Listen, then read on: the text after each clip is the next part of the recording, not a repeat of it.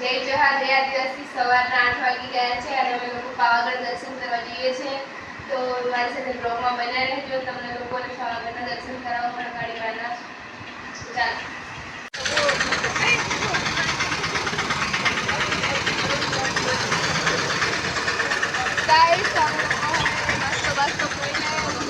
પાવાગઢ અને ચાલતા ચડીએ છીએ એટલે ચાલતા એ માટે ચડીએ છીએ કે રસ્તાનો નજારો અને બધું જોતા જરા ચડીએ એના માટે અમે ચાલતા જઈએ છીએ તો ચાલો મારી સાથે તમે લોકો બ્લોગમાં બને રહો હું બી દર્શન કરાવું મહાકાળી માના ગાઈસ તો ફાઇનલી અમે પગથિયા છે ત્યાં આવી ગયા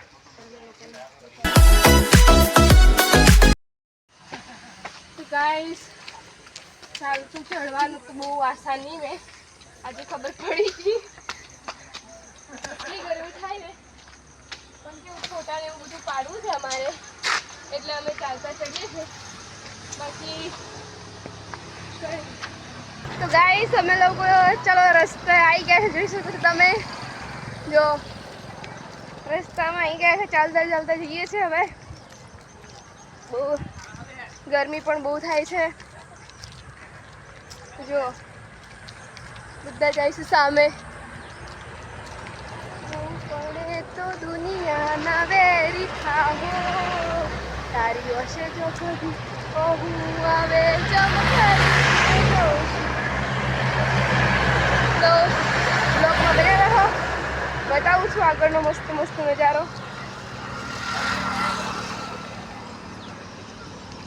ફાઇનલી મિત્રો હું પણ એ લોકેશન પર આવી ગઈ છું જ્યાં બધા કપલ આવીને ફોટા પાડીને મૂકતા હોય છે તો તમે લોકો પીજો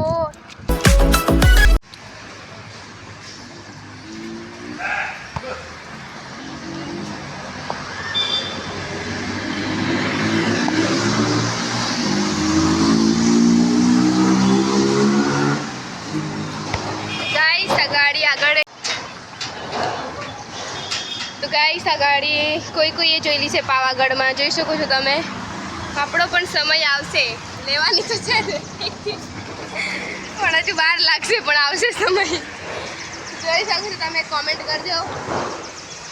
ચાલો રસ્તાનો નજારો માણતા જય જોહાર જય આદિવાસી અમે આવી જાય છે 7-12 એનું લોકેશન સારું છે તો તમે જોઈ શકો છો અહીંયા અમે ફોટોશૂટ કરવા ને એવું બધું આવ્યા છે તો જો સામે બહુ સરસ લોકેશન છે એનું તો તમે બી ક્યારેક આવો મેં તો અહીંયા બીજી વાર આવી છું તમે કેટલી વાર આવ્યા છો કોમેન્ટ કરીને કહેજો સામે લવરિયાની ગેંગ જાય છે પણ એ કંઈ ના છે મને નથી ખબર આ ભાઈ કહે છે સિંગલ છું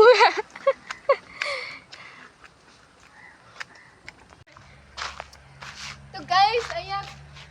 કોણ આવીને વિડીયો શૂટ કર્યા છે કોમેન્ટ કરીને કહેજો મને જો કેટલું સરસ લોકેશન લાગે છે મારું તો અહીંયાથી જવાનું મન જ નથી થતું જો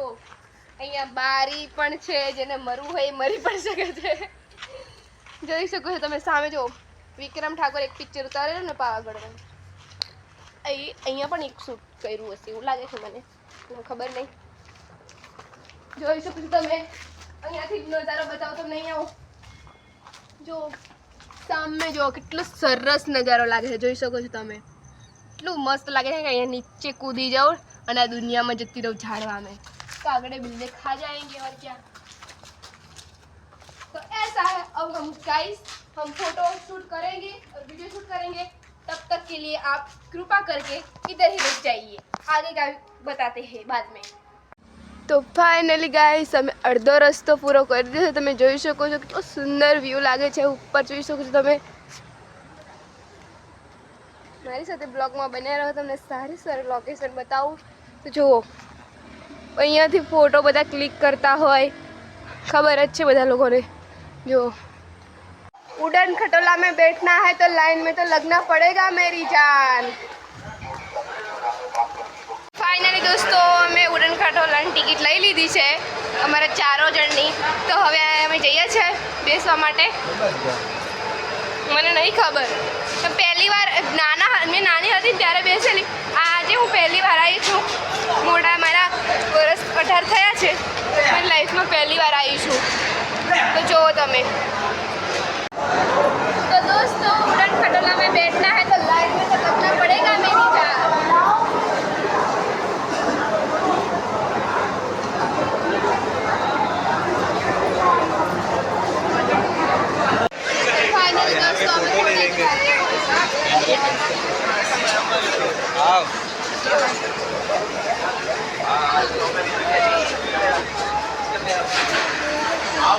फोटो लेंगे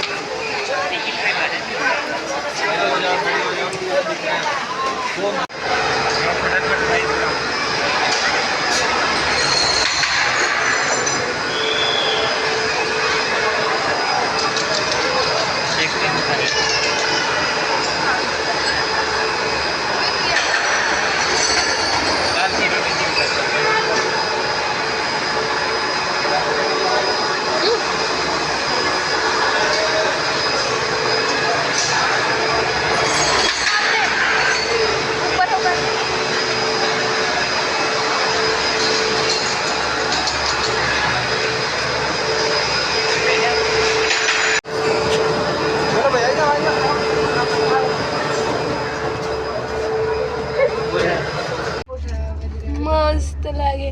જો ગાઈસ અમે લોકો ઉડન ખટારામાં બેસી ગયા છે.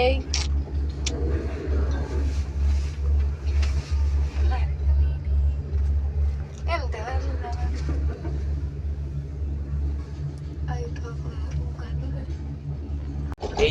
તો वाले ने वही लाए थे चालू करो બસ વાવ क्या घनेरे ऊंचे ऊंचे पर्वतों के साए हैं चल के यूं मचल के रंग बदल के हमसे मिलने आए हैं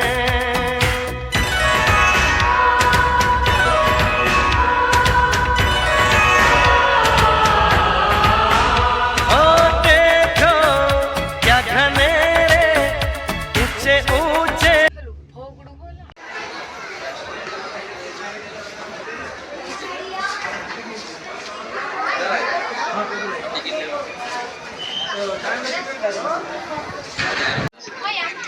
હા સર એ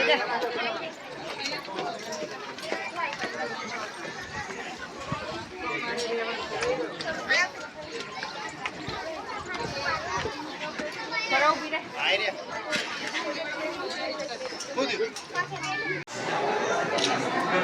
તો ગાઈસ અમે લોકો મંદિરે ફાઇનલી પહોંચી ગયા છે. kan cakar aku belajar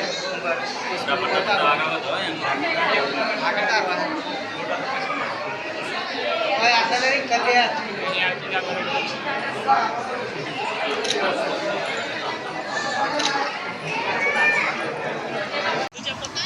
તો ગાઈસ એક વાગ્યા દિવસની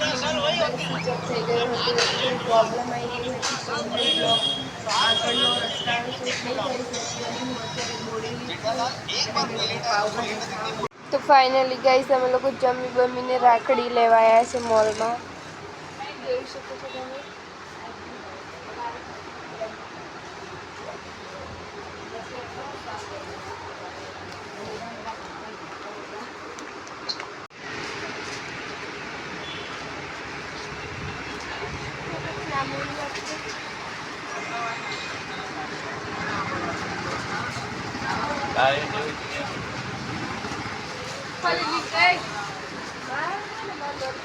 મને લીલે ને ના બાઈ 20 25 30 40 50 अभी तो आ रही है 25 वाली के 25 वाली